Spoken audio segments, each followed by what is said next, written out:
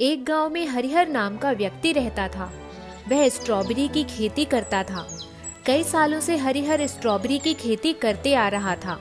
गांव में स्ट्रॉबेरी की मांग बहुत ज्यादा नहीं थी, इसीलिए वह शहर में स्ट्रॉबेरी भेजता था। उससे उसकी आमदनी अच्छी हो जाती थी।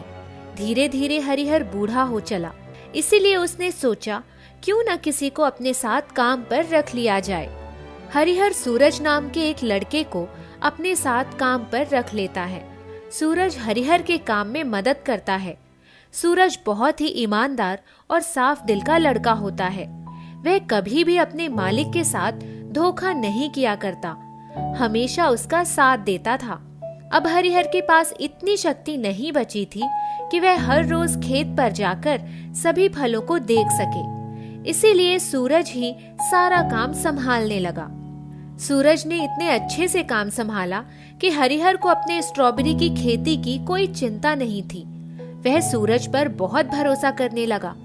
सारा काम खत्म करके सूरज हरिहर के घर आता, उसकी देखभाल किया करता और उसके घर पर ही रहने लगा। सूरज हरिहर की जिंदगी का एक हिस्सा बन चुका था। वह हर वक्त सूरज को ही पुकारा करता था।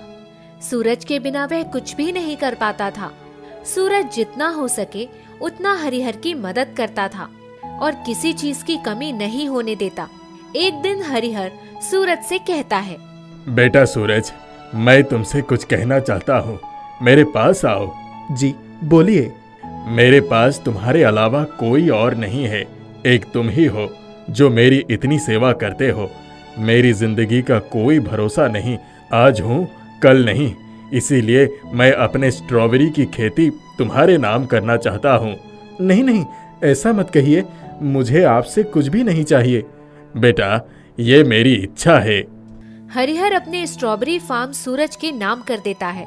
कुछ ही दिनों के बाद हरिहर की मृत्यु हो जाती है। अब वह पूरा फार्म सूरज ही संभाला करता। हरिहर की मृत्यु की खबर सुनकर हरिहर का भतीजा मोहन हरिहर के घर आता है और सूरज से कहता है, तुम कौन हो और मेरे चाचा जी के स्ट्रॉबेरी फार्म पर कब्जा करके क्यों बैठे हो? हरिहर जी ने ये फार्म खुद मेरे नाम पर किया है। उनकी इच्छा थी कि मैं इसे और आगे तक लेकर जाऊं। यह देखिए कागजात। मोहन उसे फाड़ देता है। ये सब कुछ नहीं सुनना है मुझे। जब उनका भतीजा जिंदा है तो और कोई क्यों चलाएगा उनका फार्म? चलो जाओ यहाँ से, अब से मैं ये स्ट्रॉबेरी फार्म को चलाऊंगा। मोहन सूरज की बेइज्जती करके उसे वहाँ से चले जाने के लिए कहता है। सूरज हरिहर के कमरे में आता है और हरिहर के बक्से को लेकर वहाँ से चला जाता है। बक्से में हरिहर के कपड़े और कुछ सामान था। सूरज उन्हें हरिहर की याद में लेकर चला जाता है। इधर मोहन हरिहर के स्ट्रॉबेरी फार्म को चलाने लगता है और पैसे कमाने लगता है। सूरज उदास होकर बस घर में अकेला पड़ा रहता था। एक दिन उसे हरिहर की बहुत याद आ रही थी। तब वह हरिहर के बक्से को खोलता है। सभी कपड़ों के साथ उसे एक डब्बा रखा हुआ मिलता है। सूरज उस डब्बे को खोलकर देखता है तो उसमें कुछ स्ट्रॉबेरी थी। अरे, ये स्ट्रॉबेरी यहाँ क्या कर रही है? तभी उस स्ट्रॉबेरी से आवाज आती है, सूरज, मैं एक जादुई स्ट्रॉबेरी हूँ। हरिहर ने मुझे यहाँ संभाल कर रखा हुआ था। क्या जादुई स्ट्रॉबेरी? हाँ सूरज, मैं सब जानती हूँ। मोहन ने तुम्हारे साथ कितना बुरा किया है। मैं तुम्हारी मदद जरूर करूँगी। मगर वो कैसे? तुम जो चाहो वह मैं तुम्हें दे सकती हूँ। तुम्हारी सारी इच्छाएं मैं पूरी कर सकती हूँ। बताओ तुम क्या चाहते हो? हरिहर जी ने तो मुझे स्ट्रॉबेरी फार्म दिया था, वो मैं वापस चाहता हूँ क्योंकि उससे मेरी बहुत सारी यादें जुड़ी हैं। ठीक है सूरज, एक काम करो, इस डिब्बे में जितने स्ट्रॉबेरी हैं उसमें से एक स्ट्रॉबेरी निकालो और उसे अपने पास रख लो। सूरज ने बिल्कुल ऐसा ही किया। हाँ, अब आगे क्या करना है? अब तुम इस स्ट्रॉबेरी को लेकर स्ट्रॉबेरी फार्म पर फेंक दो, उसके बाद देखना क्या होता है। सूरज चुपके से वहाँ जाता है और स्ट्रॉबेरी वहाँ फेंक कर आ जाता है। स्ट्रॉबेरी फेंकते ही वहाँ जितने स्ट्रॉबेरी थे सभी मुरझा जाते हैं और नीचे गिर जाते हैं। स्ट्रॉबेरी के सारे पेड़ पौधे गिर जाते हैं। मोहन जब यह सब देखता है तो हैरान रह जाता है। अरे, ये क्या हो गया सारे स्ट्रॉबेरी को? मोहन वहाँ नए पेड़ लगाने की कोशिश करता है, लेकिन कई महीनों के प्रयासों के बाद भी कुछ नहीं उगता। पूरी जमीन बंजर हो चुकी थी। इससे मोहन बहुत परेशान हो जाता है। अरे मैं क्या सोचकर यहाँ आया था और ये सब क्या हो रहा है। इससे अच्छा तो मेरी खेत थी, कम से कम उस पर अलग अलग तरह के पेड़ पौधे तो उगते थे। ये तो बंजर जमीन हो चुकी है। मुझे नहीं चाहिए ऐसी जमीन। लगता है इसे किसी को बेचकर वापस अपने गांव जाना होगा।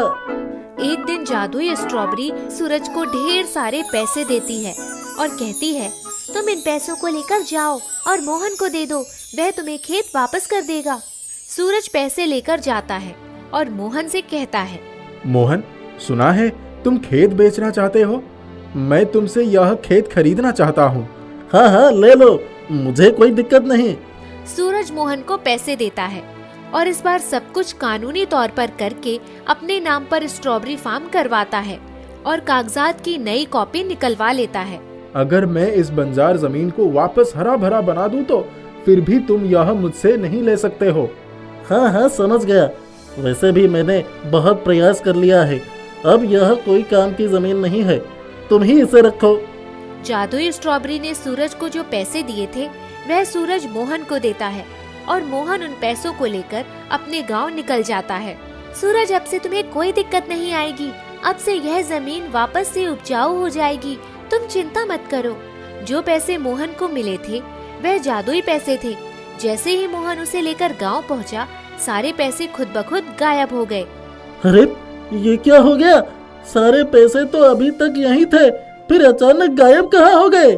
खेत में वापस से हरे भरे पेड़ उग जाते हैं और सारा खेत स्ट्रॉबेरी से भर जाता है। एक दिन मोहन वापस से वहाँ आता है।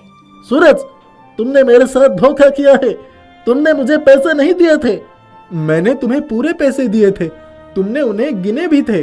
अब मुझे नहीं पता वो कहाँ गए। तुमने ही कहीं गिरा दिया होगा या चोरी हो गए होंगे। अब चलो जाओ यहाँ से, मैं कुछ नहीं सुनना चाहता। मोहन यह सब देखकर आश्चर्य में पड़ जाता है। अचानक इतने सारे स्ट्रॉबेरी कैसे उग गए। मोहन सर झुकाकर वहाँ से वापस चला जाता है और सूरज जादुई स्ट्रॉबेरी की मदद से वह फार्म वापस ले लेता है और खुशी खुशी उसे पहले की तरह चलाने लगता है। मोहन की लालच की वजह से उसे कुछ नहीं मिल पाता और वह वापस से अपने खेत पर खेती करने लगता है।